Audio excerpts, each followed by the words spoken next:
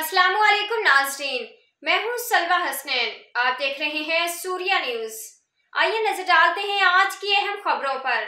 टंडू आदम bureau chief मुबारक अली शेख, टंडू आदम सहाफी इमरान अब्बासी और नदीम अब्बासी के रहायशगाह नजर हाउस माली पहाड़ पर अजीम शान महफिल मिलाद मुस्तफ़ा का इनेकाद किया गया। अलामा ताहिरुल मदनी ने खिताब किया, जबकि कारी मोहम्मद नुमान नक्शबंदी अमीनी समेत मुकामी नात हजरात ने गुलहाए अकीदत पेश किया।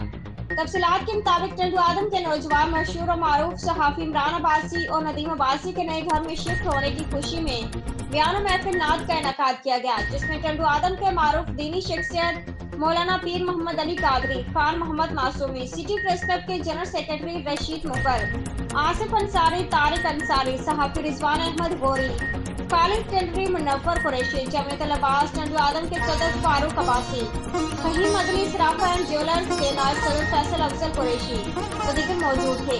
इस मौके पर अलामा ताहिरुल मदनी ने रूहानी कर्ब सुकून बयान किया। टंडू आदम के मुकामी नात समेत हैदराबाद के आलमी शोहरत याफ्ता सनाफान कारी नुमान नक्शबंदी अमीनी ने गुलहाए अकीदत पेश किया।